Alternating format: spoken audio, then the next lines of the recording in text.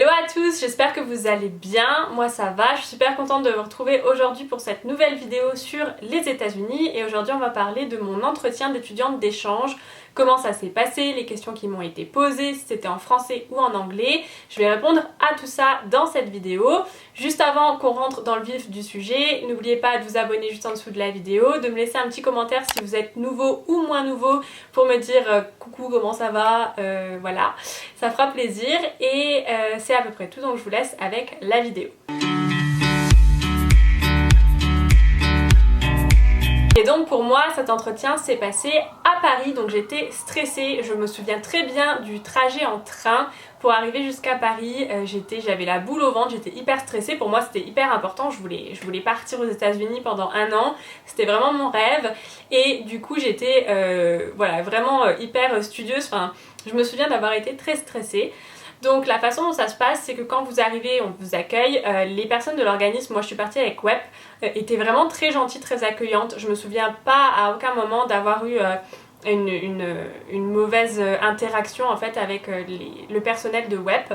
Donc on vous accueille et il y a d'abord une première partie qui est en français, où là on va discuter, donc la personne va discuter avec vous face à face et va vous demander en fait vos motivations, pourquoi vous voulez partir.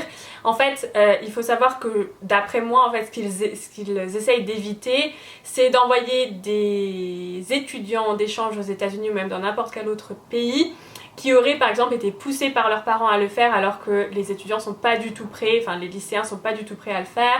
Voilà, ils veulent éviter en fait que les étudiants décident de rentrer au bout d'un mois en disant c'est pas du tout fait pour moi. Donc ils vont tester votre motivation, ils vont vous demander pourquoi vous voulez partir, quel est votre intérêt, est-ce que ça va pas être trop dur de quitter votre famille, vos amis, pour certains vous ratez une année de lycée donc je pense que ça rentre aussi en compte.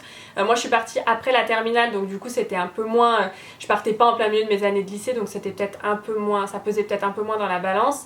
Mais on va aussi vous demander si, enfin vous poser des questions par rapport aux États-Unis, donc si vous êtes prêt à tomber dans n'importe quelle famille, donc ça peut être une famille de jeunes, une famille de moins jeunes, de retraités, hétérosexuels, homosexuels, avec des croyances religieuses, sans croyances religieuses.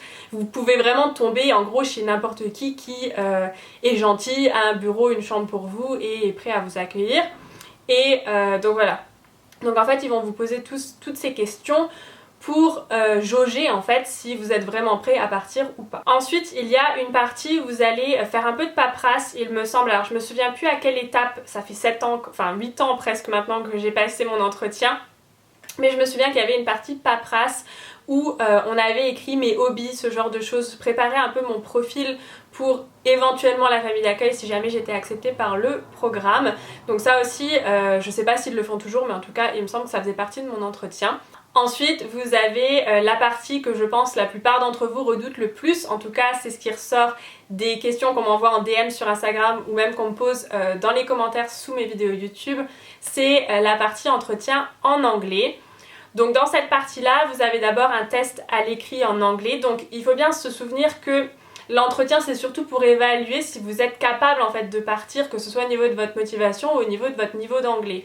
Donc ce que l'entretien en fait essaye de faire, c'est de jauger si vous avez un niveau d'anglais qui est suffisant, même s'il n'est pas très bon, qui est suffisant pour que vous puissiez vous débrouiller sur place. Il faut savoir que vous allez prendre l'avion tout seul, vous allez arriver dans votre famille d'accueil tout seul, il n'y a personne qui va vous tenir la main, donc il faut que vous sachiez vous débrouiller, au moins vous présenter, dire que vous êtes perdu, que vous comprenez pas, enfin voilà, ce genre de choses.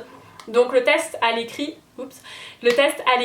c'était vraiment pas compliqué d'après mes souvenirs, c'est vraiment du niveau scolaire quoi, ce qu'on vous demande si vous avez fait de l'anglais depuis le collège, vous avez fait au moins, je sais pas moi, 5 ans d'anglais, normalement ça devrait pas poser de problème. Et ensuite vous avez l'entretien à l'oral en anglais, donc avec la personne qui vous fait passer l'entretien. Donc là on revient en fait à des questions de motivation, est-ce que ça va pas être trop dur de partir de chez vous. Donc en fait les questions de motivation qu'elle vous a pas posées en français, elle va vous les poser en anglais. Et là c'est à vous de répondre en anglais.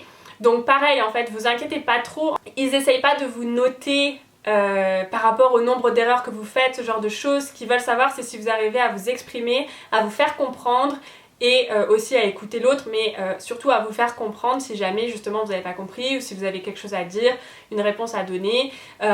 Si jamais vous n'avez pas compris, n'hésitez pas à faire répéter, c'est pas, on n'est pas là en train de faire un test d'anglais, à vous noter à la première erreur, deuxième erreur et tout ça, c'est pas le but. Je pense que le but c'est vraiment de voir si vous êtes capable de vous exprimer, de répondre à des questions. Voilà, donc par exemple, je sais pas, elle va peut-être vous demander quels sont vos hobbies. Ah ben, si jamais la famille ne fait pas ton hobby, est-ce que ça te pose problème? Est-ce que ça te poserait problème de pas avoir de nouvelles de tes parents pendant 2 semaines? Comment est-ce que tu vas faire si tu peux pas appeler tes amis tout le temps? Voilà, et les réponses à faire c'est je vais me faire des amis sur place, mes amis savent que je pars mais ça changera rien. Enfin voilà, ce genre de choses. Peut-être aussi sur des questions sur la motivation par rapport au fait de tomber dans une famille qui vous ressemble pas forcément. Voilà, si je sais pas moi vous êtes d'une certaine religion et que vous tombez dans une famille d'une autre religion, est-ce que ça va être des crises tous les soirs parce que vous n'êtes pas d'accord sur la religion, ou est-ce que vous êtes capable de passer au-dessus de ça pour que ça se passe bien? C'est vraiment ça la question, parce que eux ne veulent pas non plus passer leur temps à changer les étudiants de famille ou à renvoyer les étudiants en France parce que ça se passe mal et que à la base en fait les deux parties n'avaient pas l'esprit assez ouvert. Vous voyez ce que je veux dire? J'espère que vous voyez ce que je veux dire. Donc voilà à quoi va ressembler l'entretien à l'oral. D'après mes souvenirs, vraiment, ce qui avait pris le plus de temps, c'était la paperasse et il me semble les tests à l'écrit, et puis l'entretien en français. Mais l'entretien en anglais à l'oral, c'était vraiment pas long, hein. Ça a duré quelques minutes, je pense que ça n'a même pas duré 10 minutes. Donc ne vous faites pas un sang d'encre pour ça non plus. Ensuite, ce qui se passe, c'est que la dame vous dit au revoir, vous rentrez chez vous et vous attendez la réponse. Et si la réponse est positive, c'est là que l'organisme transfère votre dossier à l'organisme américain et que votre normalement coordinateur local va commencer à vous chercher une famille. Donc voilà ce que je peux vous dire sur mon entretien d'étudiante d'échange que j'ai passé il y a de ça des années. Malheureusement, c'était vraiment génial. Je sais que c'est très stressant, mais c'est pour la bonne cause, vraiment. Faut pas que ça vous rebute, faut pas avoir peur, si vous êtes motivé, franchement faut foncer. Donc voilà à quoi ressemblait mon entretien. Si jamais vous avez des questions, comme d'habitude vous savez que vous pouvez me les laisser soit en commentaire, soit si vous voulez une réponse rapide en DM sur Instagram. Je suis plus rapide sur Instagram que sur YouTube normalement, ça dépend mais normalement c'est la règle.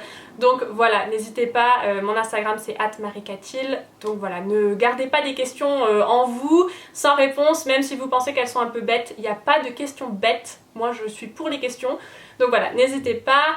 Et en attendant, moi je vous fais plein de bisous et je vous dis à la prochaine pour une nouvelle vidéo. Bye bye!